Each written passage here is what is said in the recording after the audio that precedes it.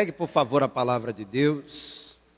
Abra comigo, por gentileza, no Antigo Testamento, segundo livro dos Reis, capítulo 2.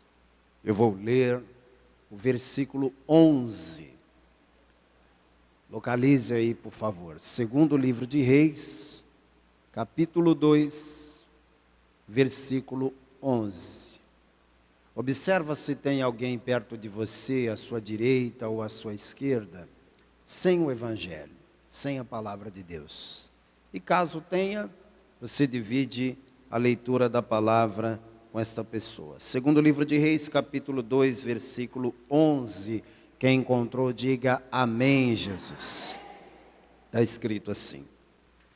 E sucedeu que, indo eles, andando e falando, eis que um carro de fogo, com cavalos de fogo, os separou um do outro.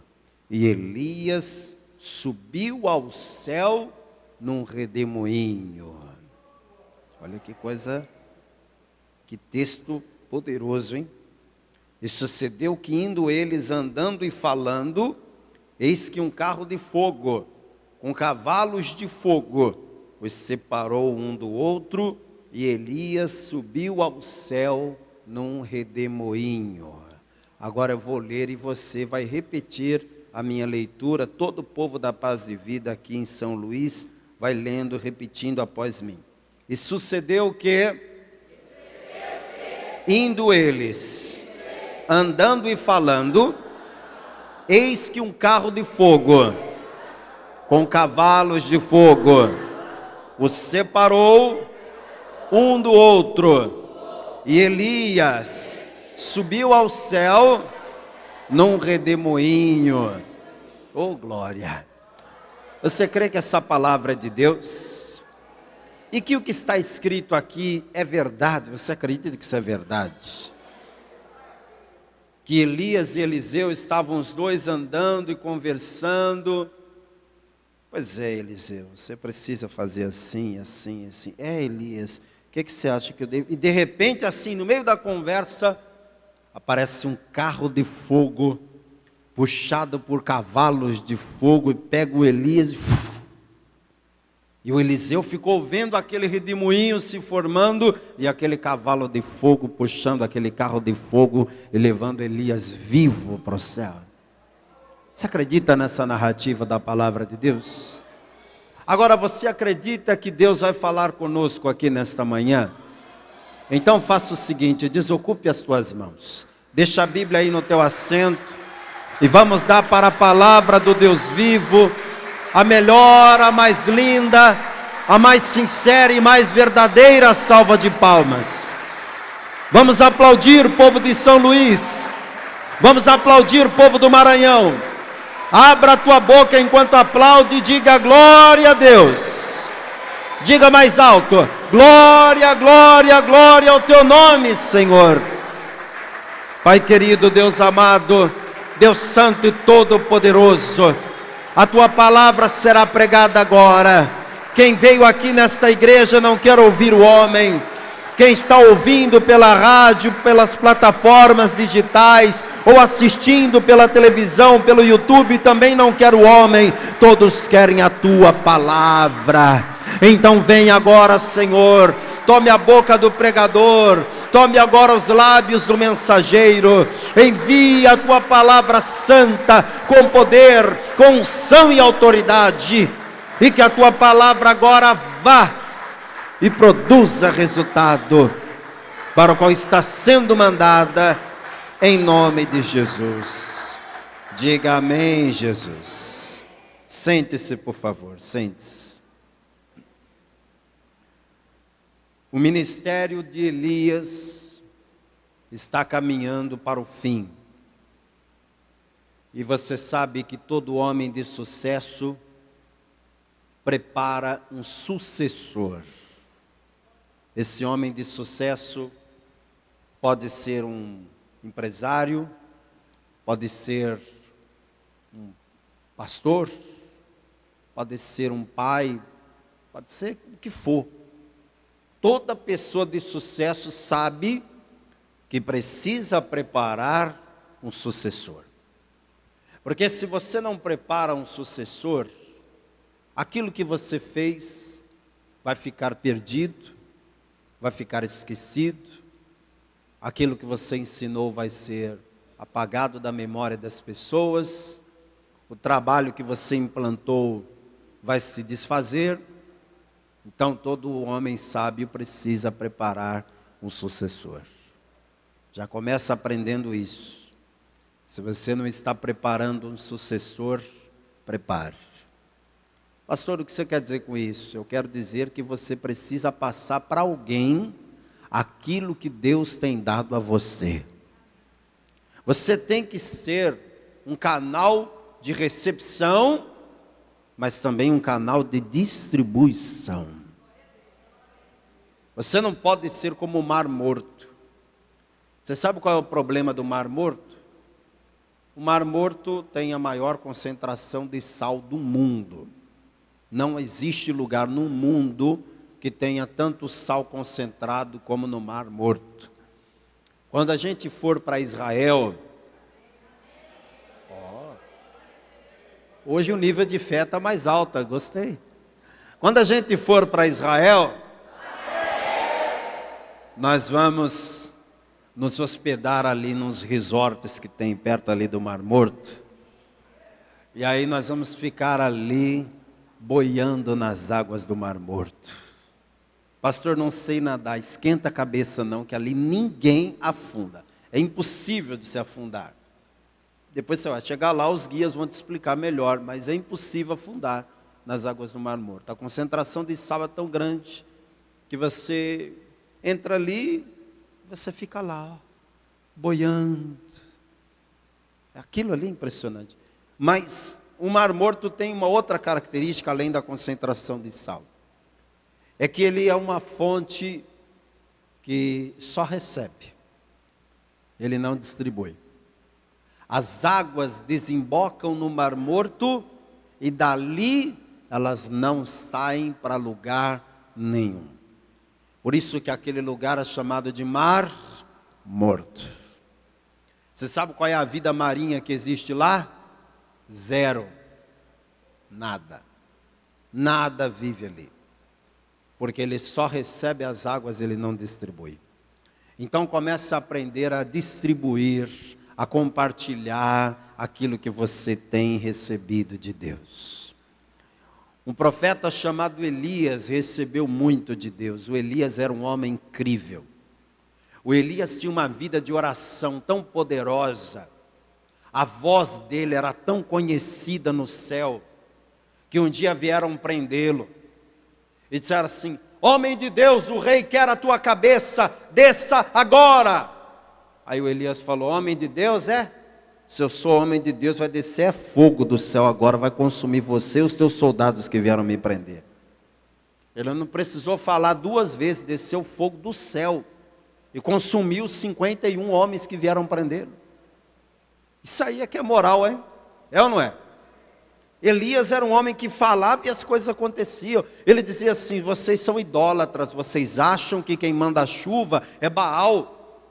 Pois eu digo para vocês, quem manda a chuva do céu é Deus. E enquanto eu não disser, não chove mais em Israel, que é para vocês aprenderem. Quanto tempo de seca veio? 3 anos e meio. Depois de 3 anos e meio, Elias falou: hoje eu vou orar e vai chover. Ele orou e choveu naquele dia. Então realmente o Elias era um homem de uma estrutura, de um poder diferente dos demais. Só que ninguém dura para sempre. Por mais homem de Deus que uma pessoa seja, uma hora ele passa. Cutuca o irmão do lado e fala para ele assim: entendeu, né? Entendeu, né? Pois é. Por mais homem de Deus que um homem seja, uma hora ele vai passar. E o ministério do Eliseu precisava começar, o do Elias precisava terminar. Então o Elias começou a preparar este jovem chamado Eliseu. Interessante que os nomes são semelhantes, né? Elias e Eliseu, mas eles não são parentes, não. De repente Deus falou, você vai escolher um rapaz chamado Eliseu e vai treiná-lo. Aí o Elias encontrou o Eliseu e começou a prepará-lo. Tempos se passam. E quando chega a hora de Elias se separar do Eliseu para seguir para a glória, Elias faz um teste. Elias, de propósito, eu quero que você leia o capítulo 2 comigo agora, com esse entendimento. Elias sabe que vai ser tomado. Elias sabe que o seu ministério chegou ao fim. Elias sabe que chegou a hora de passar o bastão para Eliseu. Só que antes ele faz um teste. Eu quero que você leia isso aqui com esse prisma. É um teste que Elias está fazendo com Eliseu. Mas aí você me pergunta, pastor, se isso aqui é um teste pessoal do Elias com Eliseu, por que está na Bíblia? Qual que é a finalidade disso estar na Bíblia? É porque além disso ser um teste que Elias fez com Eliseu, esses 4 lugares onde Elias vai passar com Eliseu antes de ser arrebatado, eles têm um significado espiritual e profético na vida de todo homem e mulher de Deus. Esses 4 lugares onde Elias vai passar com Eliseu, anote esses nomes aí. Gilgal, esse é o primeiro lugar. Betel, esse é o segundo lugar. Jericó, esse é o terceiro lugar. E Jordão é o quarto lugar. Elias vai passar por esses 4 lugares de propósito, não é coincidência. Antes de ser arrebatado, ele vai nesses 4 lugares e vai com o Eliseu. Mas primeiro ele faz o teste para ver se o Eliseu quer mesmo servir a Deus. Porque a obra de Deus e o reino de Deus é assim. Deus ele chama, mas ele não obriga. Diga comigo, Deus chama, mas não obriga. Deus ele te chama e te diz, eu tenho um plano na tua vida, eu tenho um propósito na tua vida, eu quero fazer algo lindo, eu quero fazer algo maravilhoso na tua vida. Você vem? Aí a resposta é tua. Você vai dizer sim ou não para o chamado de Deus. Eliseu está muito decidido do que ele quer servir a Deus, ele quer andar com o Senhor. Então vamos ler comigo agora, desde o capítulo 2, versículo 1 até o 11. Mas nós vamos fazendo pausas na leitura para eu ir te interpretando o que cada um desses lugares representa para a vida cristã. Sucedeu, pois, que havendo o Senhor de elevar a Elias num redemoinho ao céu, Elias partiu com Eliseu de Gilgal. Eu quero que você circule o primeiro lugar aonde Elias vai com Eliseu. Gilgal. E eu já quero começar a interpretar a mensagem para você. Gilgal, anote isso aí, é o primeiro estágio na vida cristã de qualquer um de nós. Tudo na vida cristã começa ali em Gilgal. Gilgal foi um lugar especial para o povo de Israel por algumas razões, e eu vou te mostrar muita coisa aqui, seria bom que você corresse para me acompanhar. Deixa marcado aí no segundo livro de Reis e vem comigo em Josué capítulo 4, versículo 19. O primeiro acampamento de Israel depois de passar o Jordão foi Gilgal. Quer dizer que o povo cruzou o deserto, atravessou o rio Jordão, botou o pé em Canaã. Quando eles puseram o pé em Canaã, o primeiro lugar que eles acamparam foi Gilgal. Josué capítulo 4, versículo 19. Subiu, pois, o povo do Jordão no dia 10 do mês 1 e alojaram-se em Gilgal, da banda oriental de Jericó. Então quer dizer que Gilgal foi onde tudo começou para aquele povo. Josué no capítulo 5, versículos 1 até o 9, eu não vou ler, mas está escrito aqui, que foi em Gilgal que Josué circuncidou toda aquela geração. Pastor, o que era a circuncisão? A circuncisão era um pacto que Deus havia feito com Abraão, dizendo: Abraão, para que todos saibam que vocês são o meu povo eleito, e para que vocês nunca se esqueçam desta aliança, eu quero que vocês façam uma marca no corpo de vocês. Cada homem tem que ser circuncidado. A circuncisão era como se fosse uma operação de fimose. Retirava-se um pedaço ali da pele do pênis.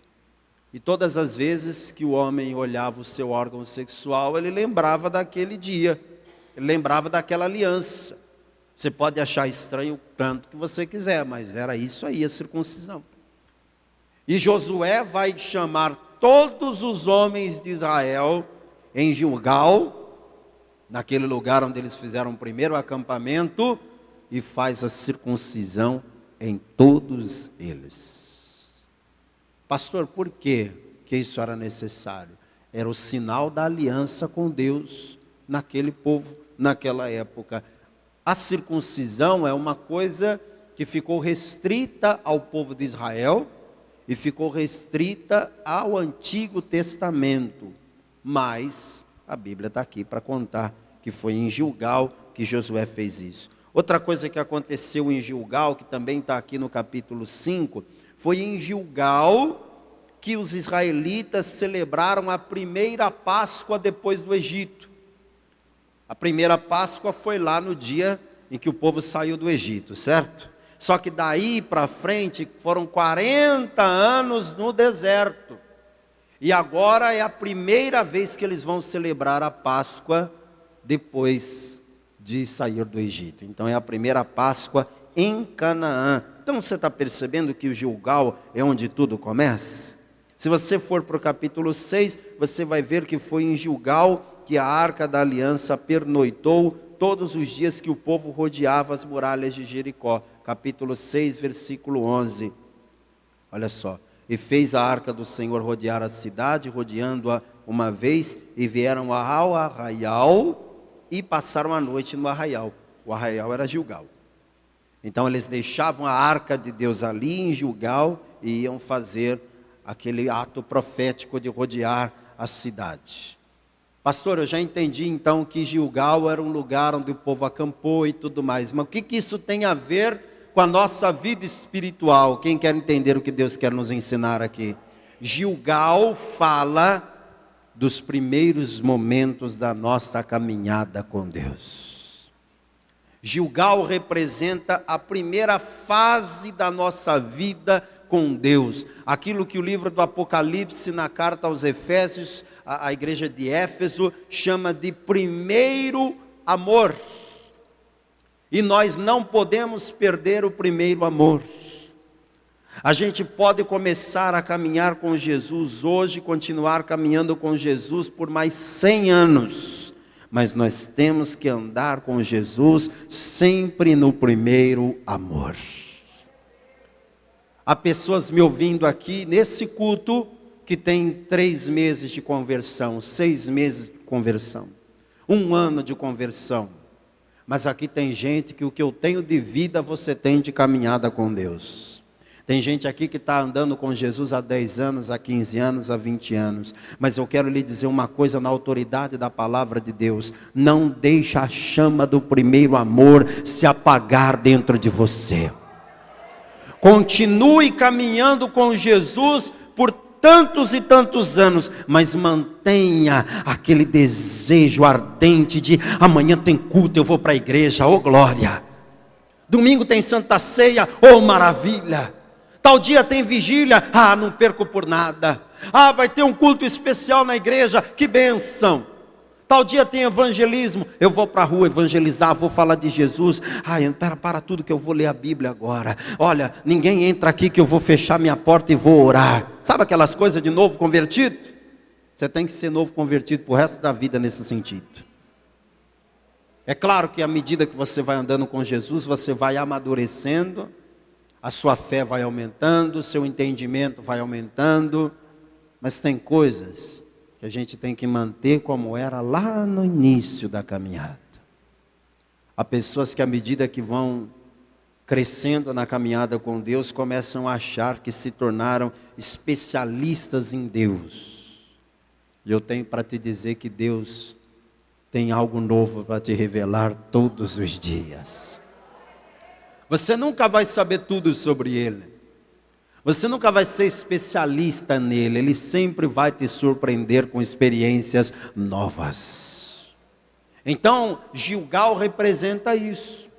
A primeira fase da vida cristã. Só que apesar da primeira fase ser boa, a gente também não pode ficar preso nela. Amém? Então vamos voltar lá no segundo livro de Reis, capítulo 2. O Eliseu já está em Gilgal com Elias. Ele já está naquela primeira fase. Eliseu já aprendeu as lições que precisava aprender em Gilgal. Aí olha o que o Elias fala para ele, só te lembrando que Elias está fazendo um teste com Eliseu. Capítulo 2, versículo 2. E disse Elias a Eliseu: fica-te aqui, porque o Senhor me enviou a Betel. Fica-te aqui, porque o Senhor me enviou a Betel. Este é o teste. Quando Elias disse para Eliseu: fica aqui, Eliseu, que o Senhor me chamou para ir até Betel. Olhe para mim, por favor. Ele quer saber, na verdade, se Eliseu vai ficar acomodado naquela primeira fase, ou se ele quer crescer. Quem está entendendo aqui? Tem gente que infelizmente acomoda na primeira fase. Tem gente que estaciona, essa é a palavra. Tem gente que estaciona num determinado ponto da vida, e isso em vários sentidos, não só na vida espiritual. Hoje eu estou falando de vida espiritual aqui, mas tem gente que estacionou na vida profissional, estacionou em outras áreas da vida e não pode. Você tem que estar sempre andando, sempre crescendo, sempre evoluindo. Quando Elias diz para Eliseu: fica aqui, porque eu vou para Betel, o Senhor me chamou para ir até Betel, ele quer saber se Eliseu vai dizer: tá bom, pode ir, eu estou bem aqui, eu fico aqui. Se Eliseu disser: não, tá bom, pode ir que eu fico aqui, já era, perdeu a bênção. Se você ficar acomodado na primeira fase, Deus não vai te dar tudo que Ele tem preparado para você. Olhe para alguém perto de você e diga para ele assim: é proibido estacionar. Mostra uma plaquinha para ele assim: proibido estacionar, viu? Sou guarda de trânsito aqui hoje. Pastor, mas eu parei aqui na calçada da igreja. Não estou falando do teu carro, não. Estou falando da tua vida com Deus. Você não pode estacionar na tua vida com Deus. Deus está te chamando para novas experiências. Deus está te chamando para coisas novas. Aí olha a resposta do Eliseu para Elias. Versículo 2, parte B. Porém Eliseu disse: vive o Senhor e vive a tua alma, que te não deixarei. E assim foram a Betel. Circule agora o segundo lugar onde Elias vai com Eliseu. Betel. Eliseu já começou bem, passando no teste. Porque quando Elias falou: fica aqui que eu vou sozinho para Betel, ele falou: eu vou junto. O senhor vai para Betel e eu vou ficar? Você sabe o que significa Betel? O nome Betel, sabe o que significa? Muitos já sabem, quem não sabe, anote aí. Betel significa casa de Deus. Elias está dizendo: eu vou para Betel, fica aí. Eliseu falou: você vai para a casa de Deus e eu vou ficar? De jeito nenhum, você vai para a casa de Deus, eu vou também. O que foi que o salmista disse? Alegrei-me quando me disseram: vamos à casa do Senhor. Quer saber como é que está o nível da tua vida com Deus? É quando alguém te chama para ir para a igreja. Qual que é a reação que você tem? Tem gente que estacionou, entregou a vida para Jesus uma vez ela veio na igreja, o pastor fez o apelo, ela se sentiu tocada, levantou a mão, recebeu Jesus, até chorou. Só que depois disso ela parou. E se alguém disser, eu estou indo para a igreja, só diz, amém, vai com Deus. Estou indo para a igreja, tá? Aham, eu fico aqui. Estou indo para a igreja, tá? Ora por mim. Esse aí está reprovado. Você está desse jeito, é? Alguém está te chamando, vamos para a igreja, vamos para Betel, e você está dizendo, tá bom, eu fico aqui, pode ir. Você tem que ser como Eliseu e dizer, de jeito nenhum que eu vou ficar aqui, eu vou para Betel também, eu vou para a casa de Deus também. Você quer estar com Jesus na glória um dia? Levante a mão, quem quer estar com Ele? Esse lugar que nós estamos agora, é a nossa Betel provisória. Porque um dia nós vamos para aquela Betel lá da glória, aquela Betel vai ser para sempre. Me preocupa quando alguém recusa meu convite para Betel. Quando eu mando uma mensagem dizendo assim, ó, tem culto amanhã, viu? Amanhã é domingo, venha para a igreja, venha cultuar ao Senhor. Quando alguém visualiza a minha mensagem e não me responde. Ou quando alguém visualiza a mensagem e diz assim, ah pastor, eu não vou não, ora por mim aí. Eu já fico lembrando do Eliseu dizendo assim, poxa, eu queria que Deus levantasse uma geração de homens e mulheres como Eliseu. Que quando chegou perto de Elias, começou a andar com ele, e para onde Elias ia, Eliseu ia junto. Você tem que andar junto do Senhor e não pode se apartar dele. Pastor, o que Betel representa? Betel representa a casa de Deus. E quando nós estamos na casa de Deus, andando com o Senhor, a gente vai viver desafios também. Andar na casa de Deus, servir ao Senhor, não é só o mar de rosas, não. Tem lutas, tem batalhas, mas também tem grandes vitórias, tem grandes conquistas. É em Betel que a gente vive grandes experiências com Deus. Eu vou te mostrar algumas coisas que aconteceram em Betel. Uma delas está em Gênesis 28. Vem comigo aqui, por favor. Gênesis capítulo 28. Você sabia que Betel, antes de Davi conquistar Jebus e torná-la Jerusalém, e depois fazer ali o templo, antes de tudo isso, Betel era o centro de adoração de Israel. Depois virou Jerusalém, mas antes de Jerusalém ser o centro de adoração, esse lugar era Betel. Foi lá em Betel que Jacó teve o seu primeiro encontro com Deus. Está escrito aqui em Gênesis capítulo 28, versículo 16 e 17. Gênesis 28, 16 e 17. Acordado, pois, Jacó do seu sono, disse, na verdade o Senhor está neste lugar, e eu não o sabia. E temeu, e disse, quão terrível é este lugar, este não é outro lugar senão a casa de Deus, e esta é a porta dos céus. Então quem deu esse nome Betel, casa de Deus, foi Jacó, porque ele estava no meio do deserto, sem perspectiva de vida, e o Senhor o visitou naquele deserto. Sempre que você estiver num deserto, Deus vai te visitar, tá? Deus nunca vai te deixar sozinho no deserto, não. Você pode estar agora me ouvindo aqui e passando um terrível deserto na tua vida, mas pode se preparar, porque Deus vai enviar o socorro, Deus vai enviar a presença dEle para te guiar nesse deserto. E aí o Jacó teve uma experiência com Deus ali, e quando ele acordou de manhã, ele falou, gente, esse lugar aqui é a casa de Deus.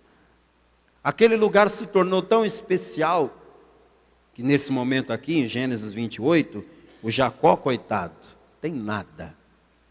Não tem nada, está no pior momento da vida dele.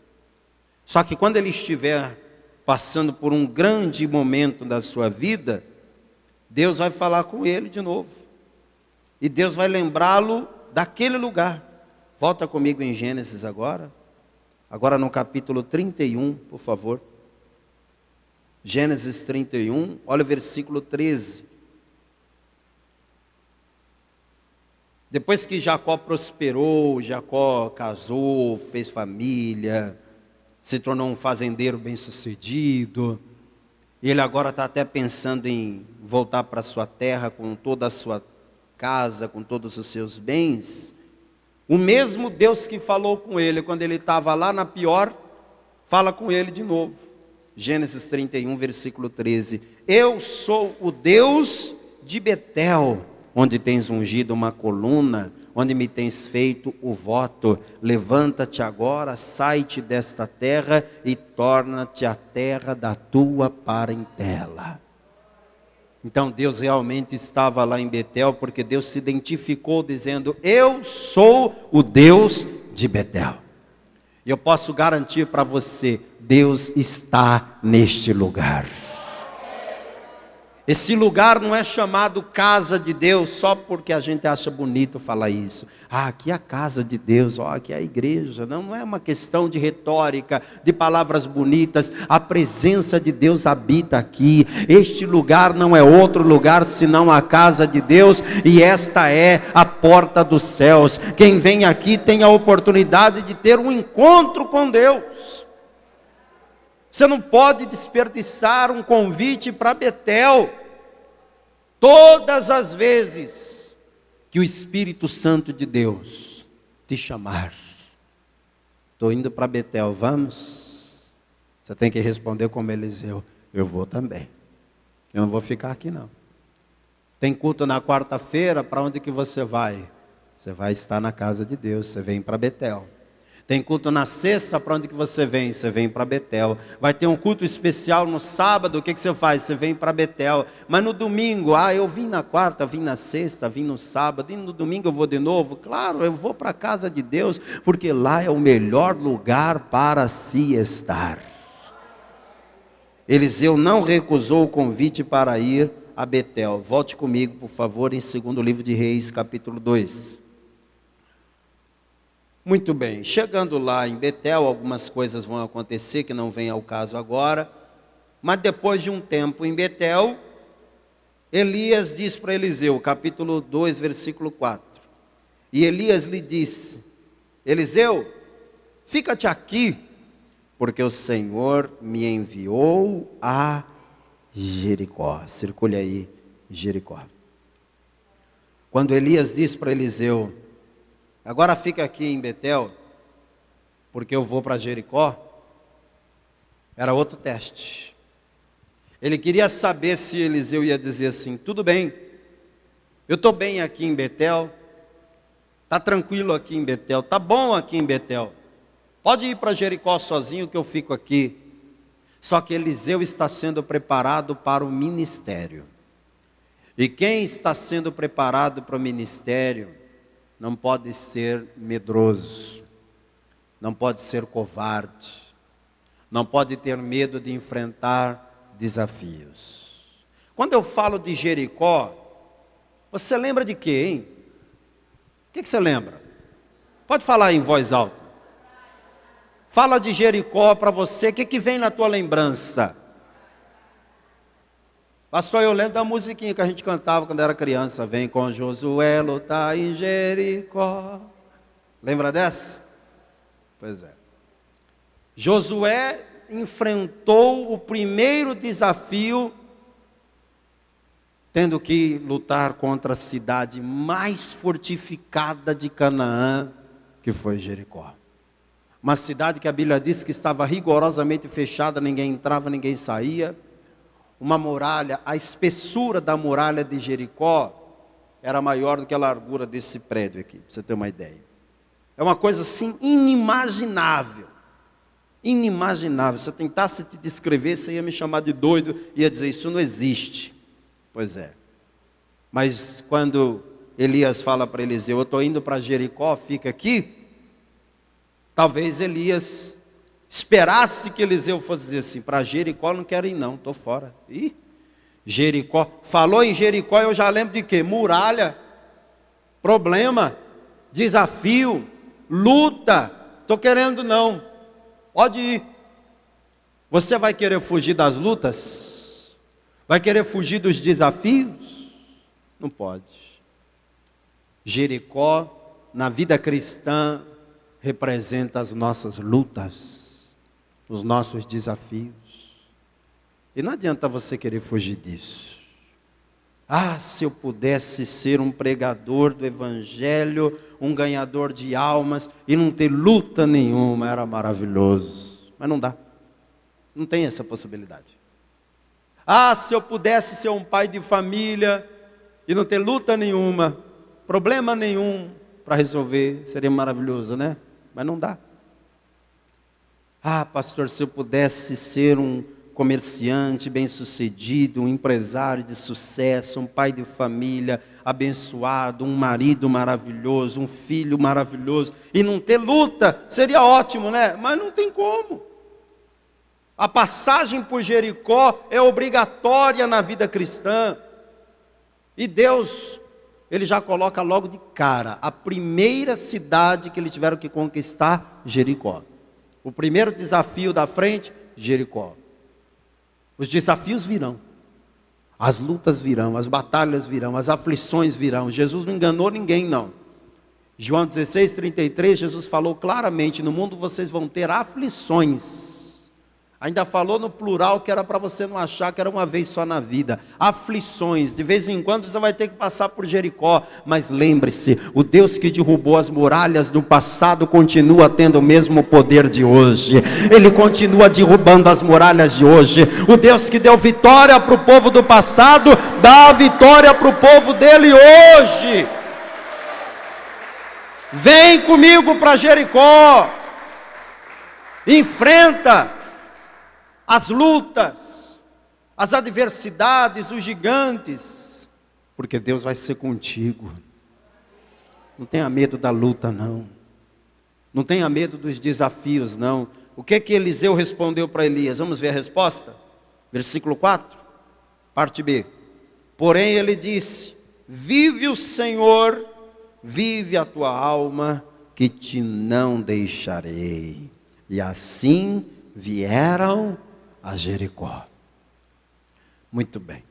Eliseu não rejeitou a proposta de ir para Jericó, mesmo sabendo que Jericó é lugar de lutar grandes guerras, é lugar de enfrentar muralhas, desafios. Pois bem, depois de um tempo em Jericó, Elias decide partir de novo. Versículo 6. E Elias disse, fica-te aqui, porque o Senhor me enviou ao Jordão. Bem, quando Elias disse para Eliseu, fica aqui que eu vou agora para o Jordão provavelmente você deve já ter ouvido falar bastante dele, é o rio mais misterioso da Bíblia. O rio Jordão é um rio que nos chama a atenção por algumas razões. Eu vou te dar alguns textos aqui, rapidamente. Em Josué capítulo 3, versículo 4, a palavra de Deus nos conta que o povo de Israel, assim que terminou a trajetória do deserto, eles tiveram que atravessar o rio Jordão. E atravessar o rio Jordão não era uma coisa fácil, porque o rio Jordão transbordava naquela época do ano. E aqui em São Luís a gente conhece bem essa questão de maré baixa, maré cheia. Tem hora que dá para você passar até a seco, num lugar onde passa água, mas num outro horário não dá. E naquele dia, naquela época, o rio Jordão transbordava, não dava para passar, mas a ordem era essa, tem que passar pelo meio das águas. Olha que curioso, toda geração que chegou lá com Josué, às margens do rio Jordão, não passou pelo Mar Vermelho. Pastor, como não? Entenda, 40 anos se passaram. O povo que atravessou o Mar Vermelho saindo do Egito, gerou filhos, netos, e morreram no deserto por causa da sua desobediência. Quem vai entrar em Canaã são os filhos e netos daquele povo que atravessou o Mar Vermelho. Quem me entendeu, levante a mão. Então todos esses aí vão agora fazer a travessia do Jordão. É como se Deus dissesse assim, só vai entrar em Canaã quem atravessar pelas águas do Jordão. Se não passar pelo Jordão, não entra em Canaã. A geração passada também atravessou. No caso deles foi o Mar Vermelho, mas eles também passaram pelas águas. No caso de vocês vai ser o Jordão. Josué capítulo 3 e versículo 4. Haja contudo distância entre vós e ela como medida de 2000 côvados, e não vos chegueis a ela, para que saibais o caminho pelo qual haveis de ir, porquanto por este caminho nunca passastes antes. Disse Josué também ao povo: santificai-vos, porque amanhã fará o Senhor maravilhas no meio de vós. E aí você continua lendo aqui que você vai ver que de fato o povo atravessou pelo meio do Jordão. Outras coisas interessantes aconteceram no Jordão. Tem um milagre muito conhecido, que inclusive foi o profeta Eliseu quem fez, que foi para um homem sírio, um homem estrangeiro chamado Naamã, que viajou até Israel para ser curado de uma doença que naquela época aterrorizava as pessoas. Ele tinha lepra. E esse homem leproso procurou Eliseu, e Eliseu não tocou nele, não falou com ele, não fez caso nenhum da presença dele, apesar dele ser uma pessoa importante. Eliseu só disse uma coisa: vai lá no Jordão e mergulha 7 vezes. O homem ficou inconformado, porque um homem daquela estirpe geralmente era muito bem tratado em todos os lugares que ia. Ele se sentiu humilhado por aquele tratamento, mas alguém falou para ele assim: vamos lá, se der errado a gente volta na casa do profeta e mata ele, e quebra tudo, e bota fogo na cidade, e faz uma destruição aqui, mas vamos lá, não custa nada. Aí o Naamã foi e mergulhou, e o que aconteceu quando o Naamã deu o 7º mergulho? A sua pele voltou como a pele de uma criança. Segundo livro de Reis, capítulo 5, conta essa história. E isso aconteceu aonde? No Jordão. Aí você vai para o Novo Testamento. O que aconteceu no Jordão de interessante? Deus ficou 400 anos sem falar com o seu povo. É muito tempo, sim ou não? 400 anos. E depois de 400 anos sem falar com o seu povo, Deus levanta um profeta chamado João Batista. E qual vai ser o palco da pregação do João Batista? As águas do Jordão. João Batista, podendo ir pregar em qualquer lugar que ele teria multidão, porque estava todo mundo querendo ouvir uma palavra, 400 anos, sem Deus falar nada. Qualquer lugar de Israel que João Batista fosse pregar, o povo iria para ouvir. Mas por alguma razão ele foi pregar lá no Jordão, e o povo saía da cidade para ir até lá, para ouvi-lo pregar. E qual era a pregação do João? Vá comigo em Mateus capítulo 3. Você já vai entender o que o Jordão significa, mas Elias falou para Eliseu assim: eu estou indo para o Jordão, você quer ficar aí? Fica, mas eu vou para o Jordão. O que significa o Jordão? Qual que é a representação espiritual do Jordão? Mateus capítulo 3. Olha a pregação do João Batista, qual era? Versículo 4. E este João tinha sua veste de pelos de camelo e um cinto de couro em torno de seus lombos, e alimentava-se de gafanhotos e de mel silvestre. E então ia ter com ele Jerusalém, toda a Judeia e toda a província adjacente ao Jordão. E eram por ele batizados no rio Jordão, confessando o que, igreja? Os seus pecados. Então qual é o significado espiritual de Jordão?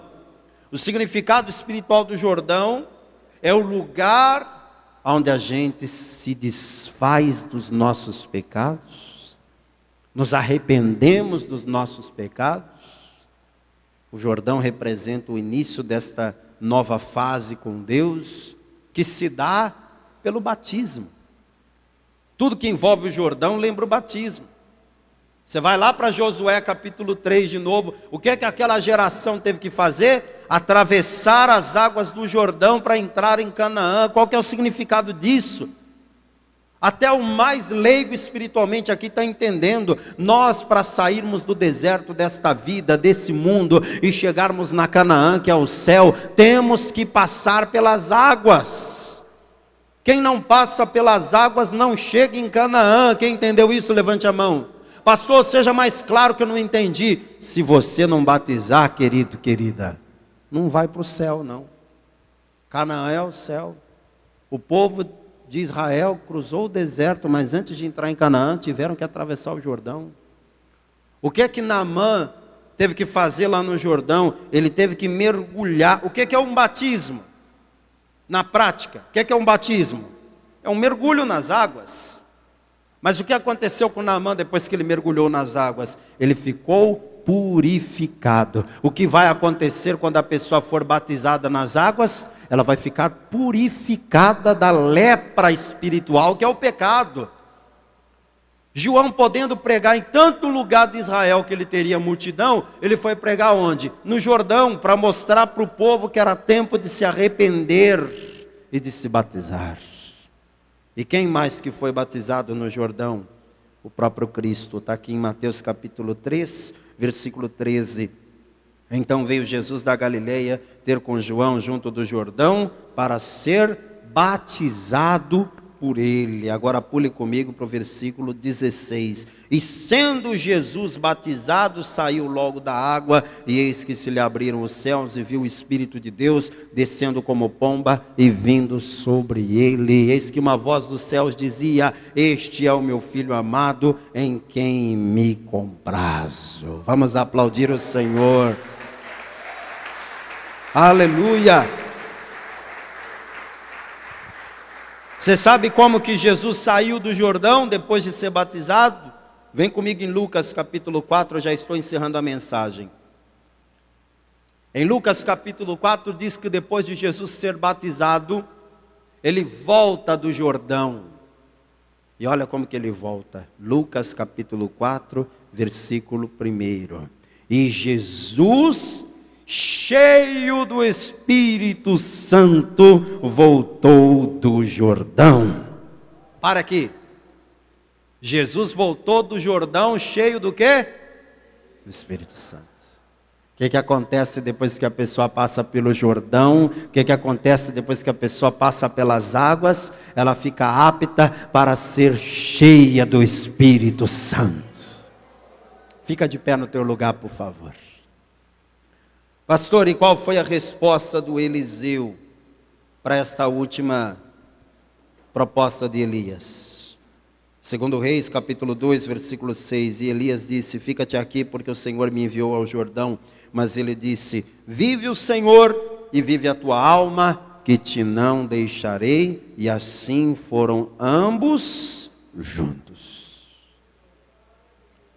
Eu vou continuar pregando essa mensagem quarta-feira para você. Posso? Que tem muita outra coisa que eu tenho que te revelar aqui, mas por hoje é só. 4 lugares que representam a vida cristã: Gilgal, Betel, Jericó e Jordão. Elias foi para esses 4 lugares e Eliseu foi junto. O que aconteceu com Elias? Foi arrebatado. Mas o que aconteceu com Eliseu? Eliseu recebeu aquilo que ele estava buscando, que foi a unção do Espírito de Deus na vida dele, um ministério bem sucedido. Elias aqui representa o nosso Senhor Jesus. É Jesus quem te chama para esses lugares. É Jesus quem te chama para Gilgal, para começar uma jornada com Ele. É Jesus quem te chama para Betel, para estar na casa dele. É Jesus quem te chama para Jericó, para enfrentar lutas e batalhas, mas garantindo que Ele vai lutar do teu lado e vai te fazer vencer. É Jesus quem te chama para viver uma nova vida pura, sem pecados, passando pelas águas no Jordão. Cabe a você responder. Como é que você vai responder? Eliseu respondeu prontamente para Elias: vive o Senhor teu Deus, vive a tua alma, que eu não te deixarei, eu vou contigo até o último instante. E é isso que Jesus quer ouvir de cada um de nós aqui. Jesus quer ver você dizendo assim: Senhor, eu vou contigo, para onde o Senhor for, Eu quero começar esta jornada contigo hoje. Tem gente aqui hoje nesse culto que espiritualmente falando está em Gilgal, porque vai começar agora a sua caminhada com Deus. Pastor, o que eu faço para começar a minha caminhada com Deus? Bem, vir nesse culto você já veio. O que você precisa agora é levantar a tua mão e dizer: eu quero entregar minha vida para Jesus, eu quero receber Jesus como meu Senhor, como meu Salvador. É isso que você tem que fazer. Entregar tua vida para Jesus é dar o primeiro passo na sua caminhada com Deus. Por isso eu pergunto: há alguém aqui nesta manhã que depois de ouvir esta palavra e entender, quer entregar a sua vida a Cristo?